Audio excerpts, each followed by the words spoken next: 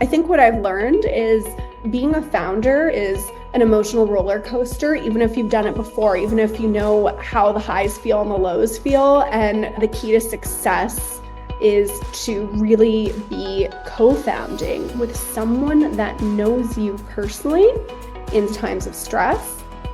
Welcome to the Consumer Rundown Podcast, your destination for the people, companies, and trends transforming today's consumer markets. We are your hosts. I'm Penny. And I'm Dimitri. Have you ever wished the candy aisle offered something more than the same old flavors? Well, today we're talking with Bella Hughes, co-founder of Better Sour, a better-for-you gummy candy company shaking up the industry with its globally inspired sour treats. Get ready to learn about the rise of global flavors, succeeding in the competitive retail landscape, and how Bella is using her success to elevate the voices of underrepresented communities. Bella, welcome to the Consumer Rundown Podcast. Thanks, Dimitri, for having me on. Do you want to do a quick introduction of yourself? Yeah, sure. So my name is Bella Hughes, and I am a repeat CPG founder. I was born and raised in Hawaii. My mother is an immigrant from Iran. I had an ice cream company that was not successful, but I learned everything from it. I had a successful iced tea company, Shaka Tea, that was acquired by King's Hawaiian. And now I am back in the founder seat with my lifelong best friend, Samira Niku. And we launched exactly a year ago a new candy company called Better Sour. What is Better Sour? Oh my goodness, I could talk about this for hours. But Better Sour is, in our opinion, the most delicious, exciting candy out there. For Samira and I, we are daughters of Iranian immigrants, born and raised in Honolulu, and really, really central to Iranian cuisine and greater Middle Eastern food and snacks is the flavor sour. And really sour more in a culinary and natural sense, whether it is fresh or dried fruits. Pomegranates, apricot, plum are prolific, which make their way into one of our SKUs.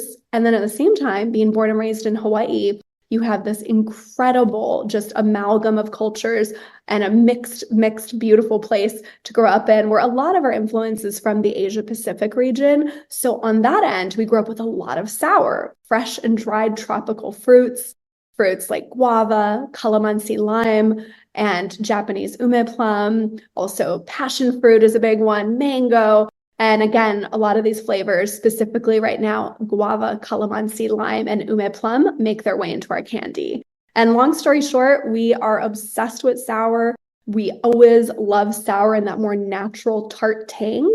And growing up, we loved Halloween. We embarrassingly trick-or-treated till we were 18. We met when we were a year old, so we're lifelong best friends. But we never liked sour candy. We found it really gimmicky, even as children. And it was this painful experience that would just kind of assault your mouth with way too much citric acid. It just burned your tongue off. And then specifically in gummies, it would become really, really sweet. And what we really wanted to capture was that pleasant tang that we grew up enjoying in fresh and dried fruits. So we decided to launch the candy company of our dreams. We've been doing that since we debuted and kind of announced our product exactly a year ago at Expo West. Last year, there was a lot of focus on world flavors. Why do you think that is? Yeah, I think that's a really, really interesting talking point that reflects so many things. I think it reflects absolutely America's changing consumer palette, the increasing rise of diverse, multiracial Americans, and I think just like the elevated curiosity of eating habits. And I do wonder if that was almost also a pandemic response. People got a lot more into cooking and trying different foods and flavors, and you couldn't travel and leave your home. So maybe you would mentally or on your palate travel by trying different recipes. But global flavors, international flavors, heritage-rich flavors, what Samira and I noted is we've seen the rise of these across the board in nearly every category. It seems like it's a fast-growing new way to define CPG goods, whether you're in frozen, you're in snack foods, you're in beverage.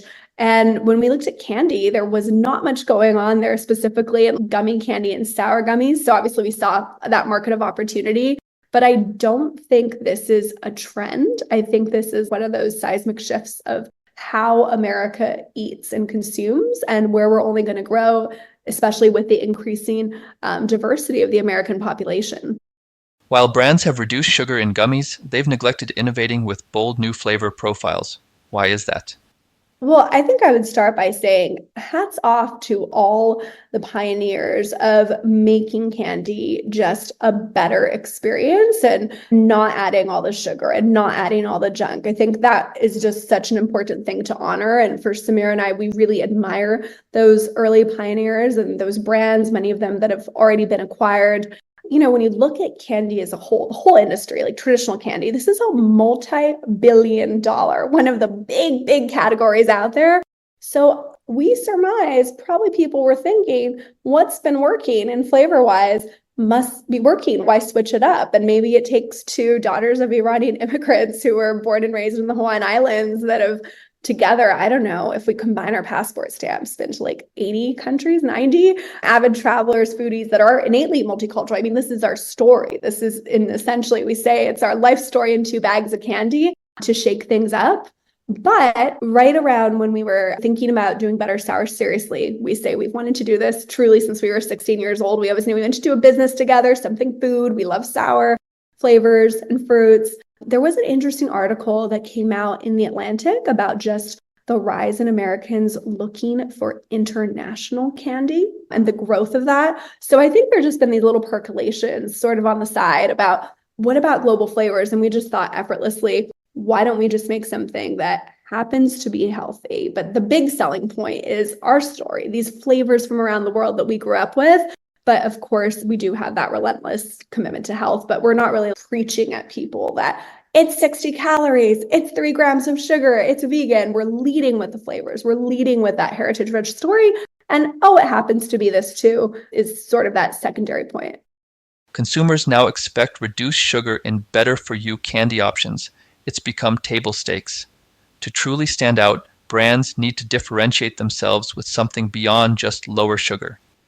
Yeah, and I think there's been like generation 1 of just there was candy that was made first, maybe it was the late 90s, early 2000s, that was just organic or natural, but it still had that high sugar, but it was using sugar, not high fructose corn syrup, and natural flavors and dyes from plants. Then generation 2 has been the proliferation of the BFY movement. And there have been a lot of brands that have copied the market leader, the biggest one, and done the same thing, which you're somewhat alluding to. So not a lot of differentiation. And a lot of those brands I know have taken numerous iterations of like launch and relaunch again to find their niche.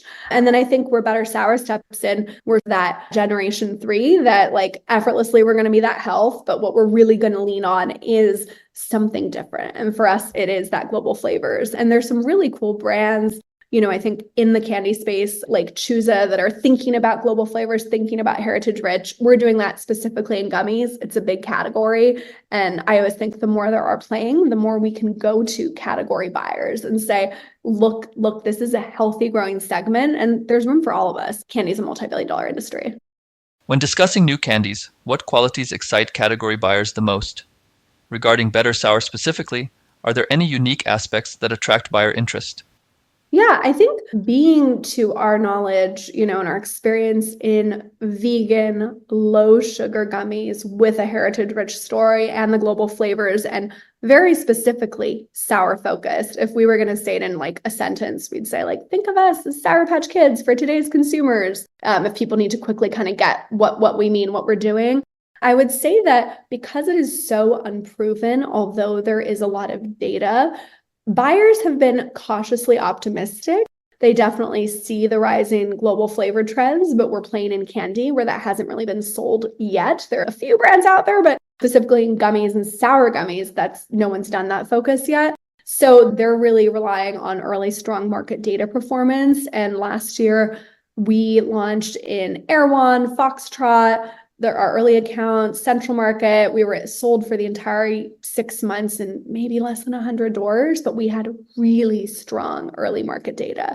And we're super old fashioned. We believe that the biggest marketing is not a social media audience. It's just packaging that sticks out on shelf and says what it is. We think we nailed it with the name Better Sour, and that's been the feedback from so many buyers and customers, and it's merchandised in candies. So it's not too out there. You kind of get what it is really quickly. And it's really that data story from last year that's enabled us to open to date over 1,500 new doors this year. And by June, we'll be in 2,000 doors. And we appreciate all these buyers with their cautious optimism. They're like, prove it to me, prove it to me. And we're here to obviously do that. We want to be good partners. We know how valuable retail space is, and you're only a good partner if you're increasing cart size at checkout and or selling a ton, because there's just such a finite amount of space, and buyers are hit up by, I imagine, 100 brands a week. There's a lot of founders. So we're really grateful for everyone who's been cautiously optimistic and is giving us this chance, and hopefully soon all of America will.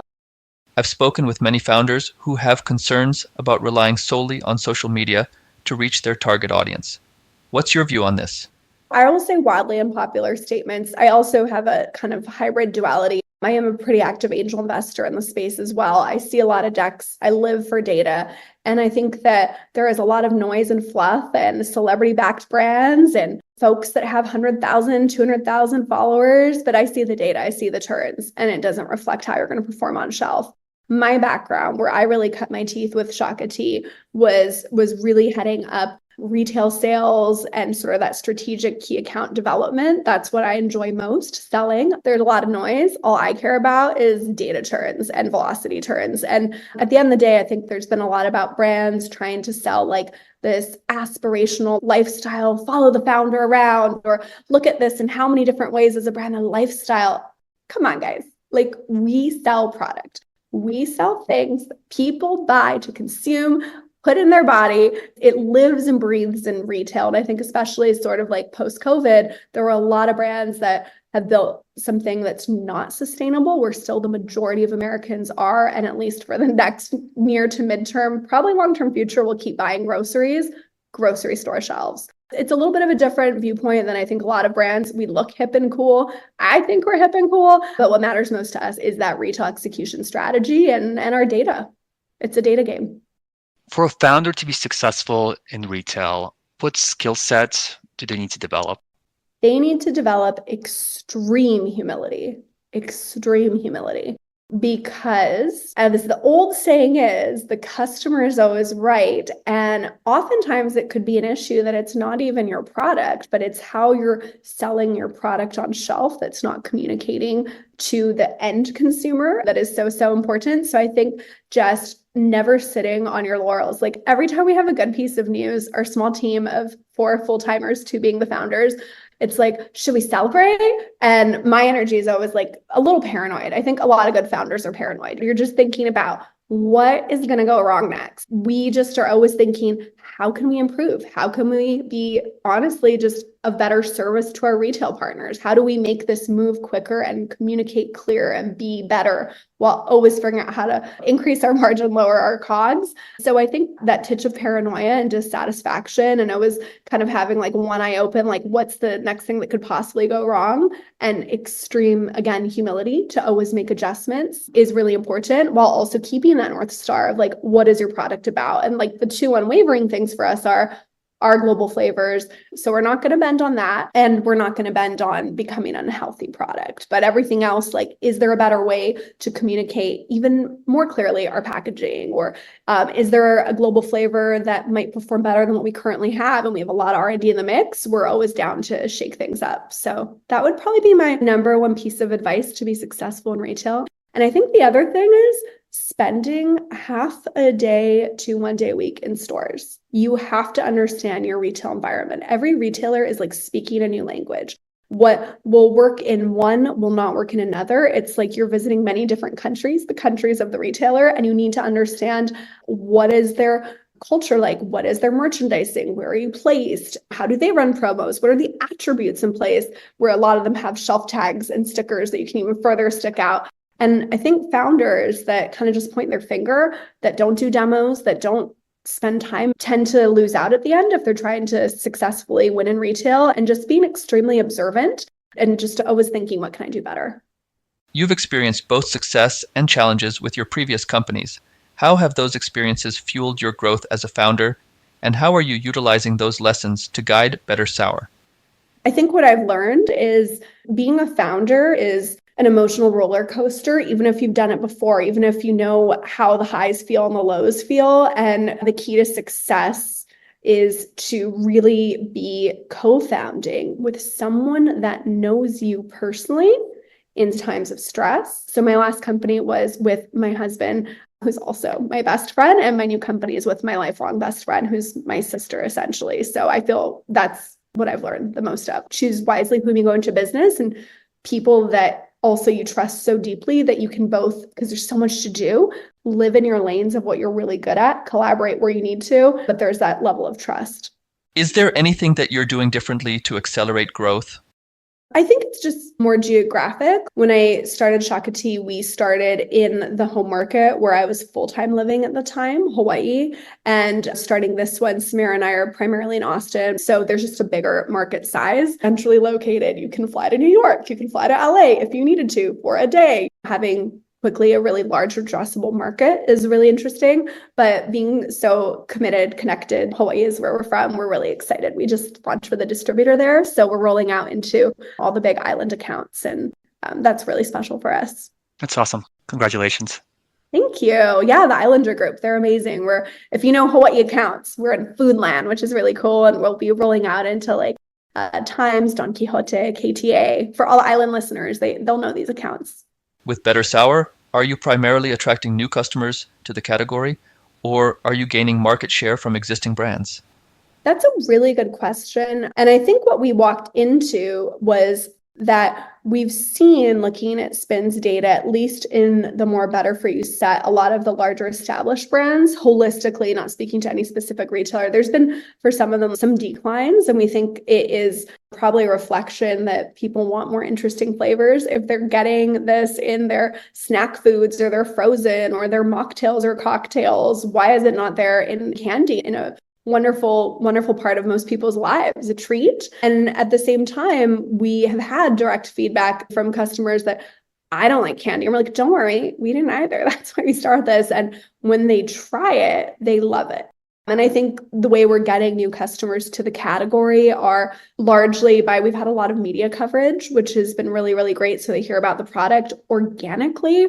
We have had a lot of famous people. We've had like an actress with over 1 million followers post about us, a lot of people 100 to 500,000. I will say this, we did not get more followers from this. We didn't pay for any of this. So really grateful to all the famous people out there tagging us, but their followers, while they're not following us and growing our social media, they're going out and trying the product and they're very loyal. I think the product sort of speaks for itself, and our end goal is to be of service to our retailers and grow larger cart sizes at checkout. The dream for us is to truly be a crossover brand. I think about Better Sour as a product that the top consumers for gummies, for non-chocolate chewy, where we play in, are Gen Z and millennials.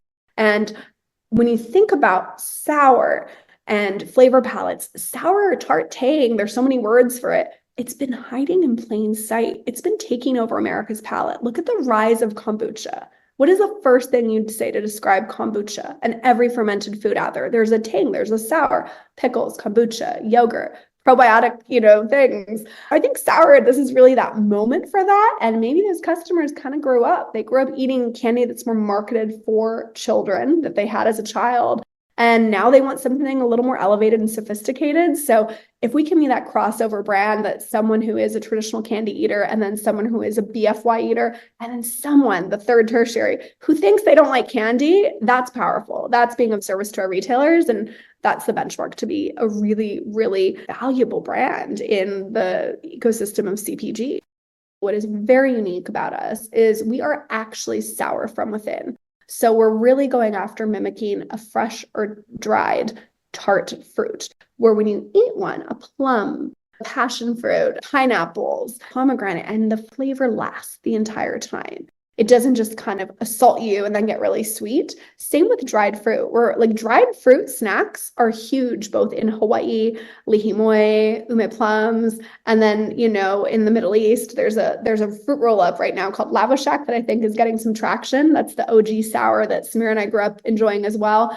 And they're all this long sour. So ours is a better kind because we believe a better kind of sour is what you find in nature. I mean, it's that tang that sticks with you the entire kombucha experience, or if you're having like a tart yogurt. So that's our name, the origin. And then at the same time, effortlessly better for you ingredients. So I do think there's such thing as too sour. Maybe down the line, there's going to be something where we have something for those sour challenges, but that's not really the brand ethos. It's reimagining America's relationship with sour. How many doors are you in right now? We are in the process of rolling out into a total of 1,500. We are midway through a 494 Target rollout in their candy end cap, which is so exciting. When we only started selling in retail in 9 Erewhon doors, May 9th of last year. We also are available in nearly every Fresh Market. We are in the Sprouts Innovation Test, and the data has been outstanding there. We're in World Market. We're in Foodland. Got to give our local stores a shout out. Central Market, Erewhon, Lassen's, Town and Country. I mean, the list could keep going. So it's very exciting. And we've got another 500 doors committed to come on between the end of March to June, but we can't announce them yet or we'll take away the thunder. As Better Sour scales, what are the biggest operational challenges you foresee? How are you proactively planning to address them and ensure continued growth?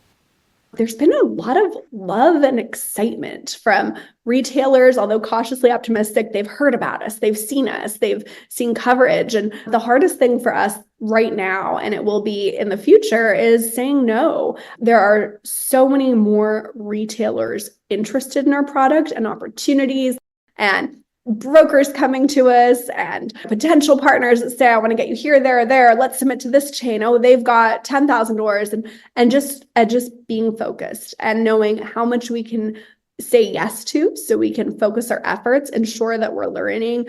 Really, really important if you're going for a pretty much retail strategy, month over month growth that you want to consistently show, especially in the first 3-6 months in a new chain, and being brave enough to say no. I think that discipline is very hard.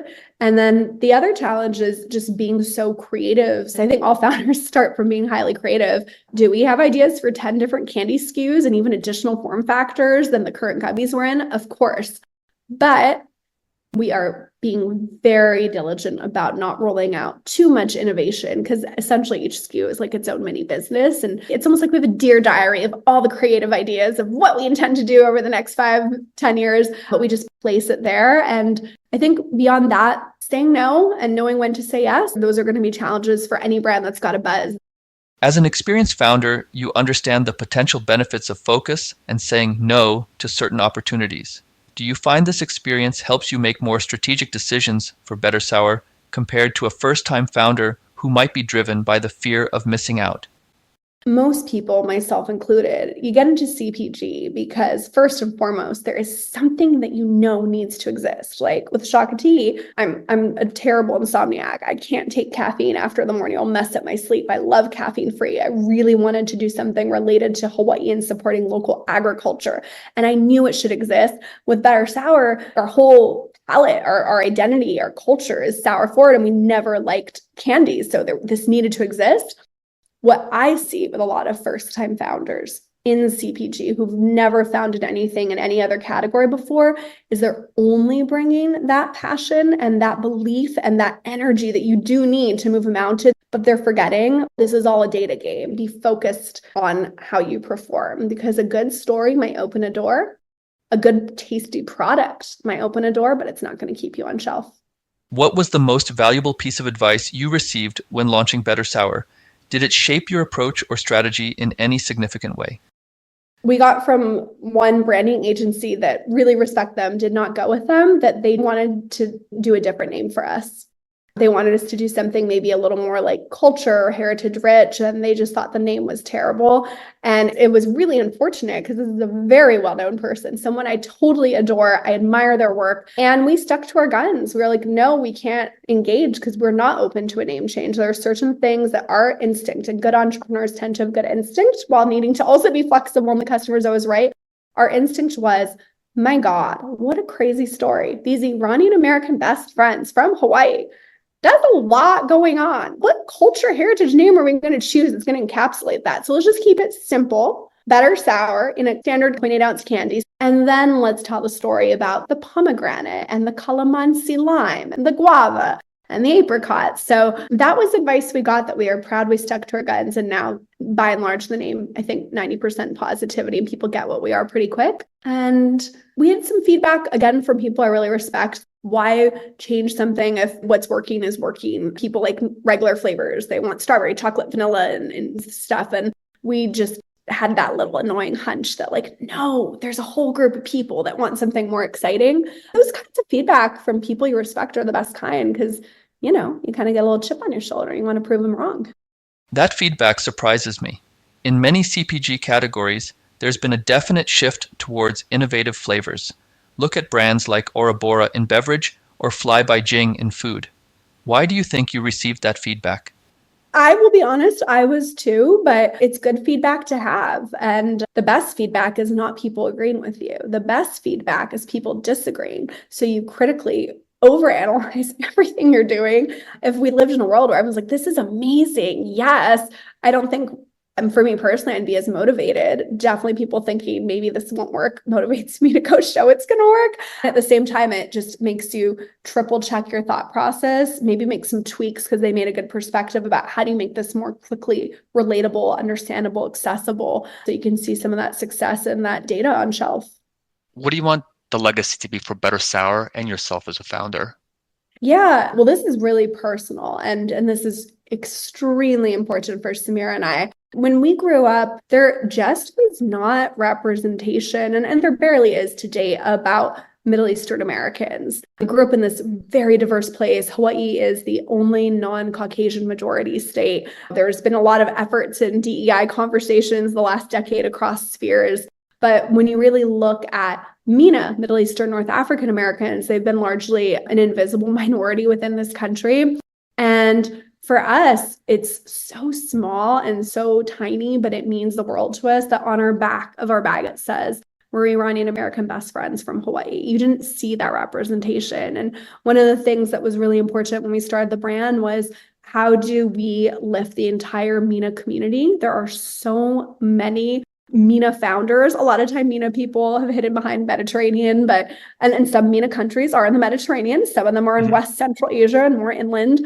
But how can we not just amplify our story and our voice? How can we amplify greater inclusion, recognition for MENA American founders across categories, but very concerted in CPG? So we started the MENA CPG group. We hosted last year at Expo, where we unveiled the brand, the first MENA CPG meetup. And it's just raising that awareness. We're really, really proud that through the ADC, they launched a new certification for minorities that also includes MENA Americans, and we were the first to get it. There was a really nice article in Forbes about this over the summer from Shana Harris. She also writes Supply Chain Capital, and just increasing that. For us, at the end of the day, if retailers start recognizing MENA, it's not yet on the census recognized as a true minority, then think about all the benefits. We're fortunate to be WBNC certified. So a lot of times these diverse initiatives enable small brands that don't have a lot of capital or might to eschew slotting fees, which is really critical. They're beautiful celebrations for so many months, for Black History Month, Asian API Month. Maybe one day April is MENA Heritage Month. We'll see retailers in America celebrating. And for us, that is what we hope to do on a very personal note, just raise celebration, inclusion, and awareness for MENA founders, MENA Americans. And then I think secondarily, really, really help broaden when folks hear sour, what they think about the tart tang and what sour is derived in nature. Our product is made from plants, compound flavors, dyes that are only from plants as well, and really something pleasant and long, not just that kind of like gimmicky, assaultive sour that people tend to think of. That's just sort of how the palate has been for many years in this country with sour. Last question. Are there any principles in your professional life and your personal life that drive you? Be extremely competitive and paranoid that you're not going to be successful. So you just keep going. I take being a fiduciary steward of other people's capital when they believe in me extremely seriously. Always keep striving, never resting on your laurels, and be immensely kind. There have been so many kind people in this industry and space that have shared their knowledge with me. They've shared their social capital. They've shared their actual capital. They're sharing their retail store shelves. And I truly believe you should give without ever expecting anything back. And that's the energy not only the industry needs, it's the energy society needs. And there's enough abundance out there for everyone. So be as kind as you can be. That's the human value. Just do that. Great way Yeah. to approach life and business. And have fun. I mean, joyous work. I make candy for a living with my best friend now. I mean, how fun is that? I would hope a lot of fun. Yeah. Thank you so much for joining us. It's been a great conversation. It was great to learn more about you and about Better Sour. Oh, well, thank you so much for having me on. Thank you all for listening. Please subscribe for more episodes of the Consumer Rundown podcast and visit us at consumerrundown.com. See you next time.